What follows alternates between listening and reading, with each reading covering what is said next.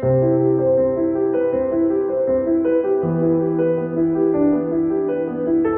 strategies in management of fracture-related infections.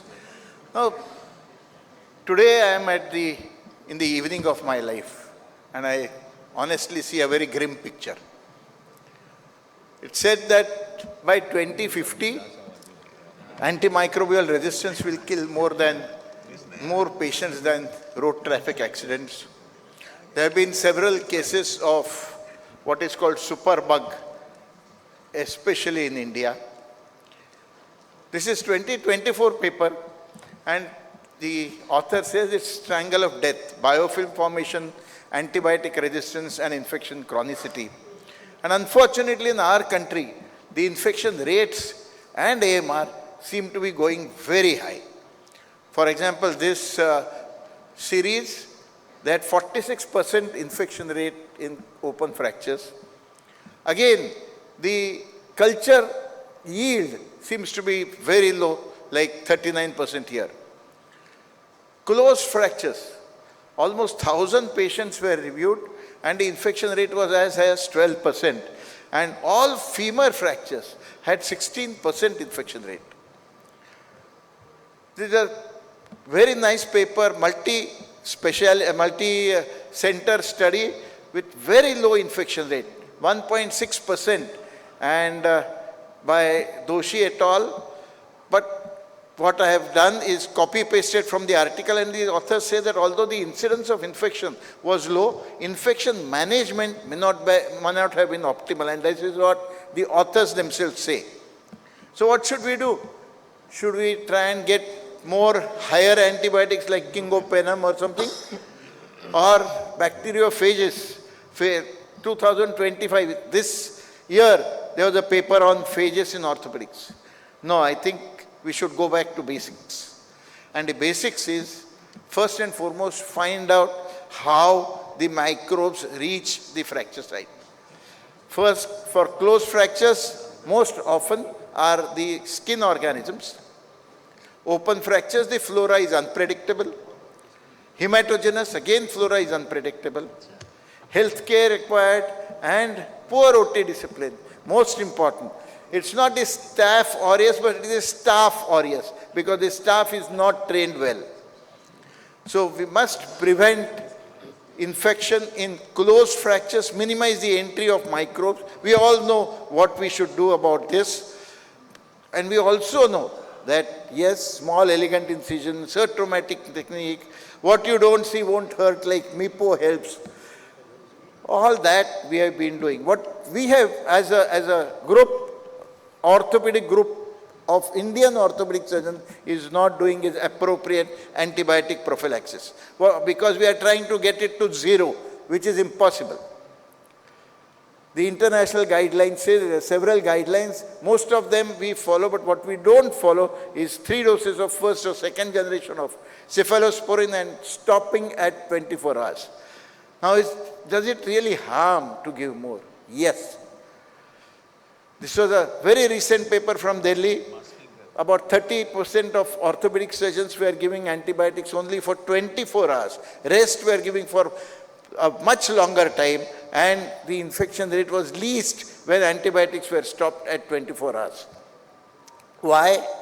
Because the skin flora, which is the predictable microbes that they enter, consists of 2 types. The transient, which is on the skin surface, and the resident, which is in the deeper layer. The resident are Staphylococcus epidermidis and Corynebacterium, which actually prevent the transient flora or the outer flora to come in by secreting enzymes and occupying the entire space. It's like a train compartment where nobody can enter. These resident flora are usually symbiont, do not infect, but they are also opportunistic, and when they go to place which is not theirs, are likely to infect, especially with biofilm formation. So during closed surgery for closed fractures with skin preparation and antibiotic prophylaxis, both these flora's numbers go down. So during surgery, the load is much less. After surgery, the skin quickly gets closed, sealed, and resident flora immediately bounces back. The numbers increase and starts functioning as a gatekeeper. Therefore, antibiotics can be stopped at 24 hours. But if you continue antibiotics beyond 24 hours, what would happen is the resident flora keeps getting killed, cannot be replenished, and then there can never be a vacuum. This train compartment becomes empty and people from outside, that is the transient flora, can get inside the skin. Therefore, by then you have continued antibiotics. Therefore, the sensitive flora from the transient flora would die and the resistant flora would increase, and finally patient will get infection with resistant organisms. And that is why we have so much increased antimicrobial resistance even in closed fractures. Now in open fractures and FRI, the policy is entirely different, because the microbes have already entered the body. So you have to exit those microbes. Therefore, what you don't see will devastate. So what is most important thing? Achieve a closed, uninfected envelope and maintain it by good debridement, soft tissue cover, killing microbes and addressing host status. Address stability and try and achieve a good healing. Must read for everyone. Nature of Bone and Joints by Dr. Manu Kothari, published almost 30 years ago. They say that bone is like air in a tubeless tire, gives rigidity and shape to the tire, and in return takes shape of the tire. So what is important is what is called orthoplastic approach now, and achieve a clean, uninfected envelope at any cost.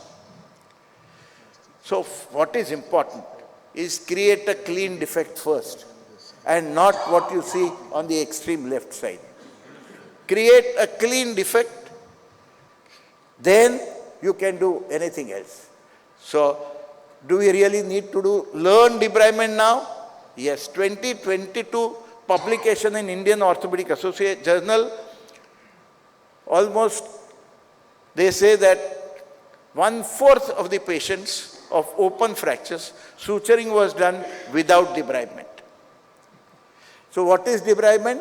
Redefined by BOA and BAPRAS, and they say there is nothing like debridement. It is excision and extension. You need to extend so that you can access the area which is to be excised. The wounds needs to be excised and extended. For example, here you can see a segmental fracture presented at 11 days with infection, degloving injury, and also has a posterior injury, and only the superficial debridement has been done. So what is important is extend, excised, including the spikes which had come out from the bone, from the wound, and then after you have a very clean defect, then you can afford to have a fixation, and that is at 7 months walking very comfortably. So extrapolate that for open fracture to FRI, you must aggressively debride first. Only if you can achieve cover, then think of doing an internal fixation. Same principle here. Patient with osteopetrosis, 11 years old, on antibiotics for 8 months, continuously on antibiotics, excision and extension, bad culture, treated appropriately by the ID consultant, achieve good, stable bone-to-bone contact with live bone, as you can see here. This is at 2 weeks, 4 months, and this is completely healed at 2.5 years. So is it a new strategy? No. Almost 100 years ago, in First World War, this was described by DePage,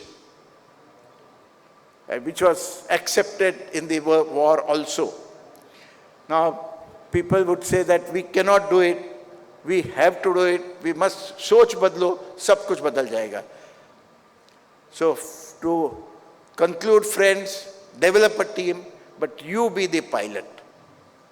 Surgical philosophy for contaminated, infected fractures is different than closed fractures.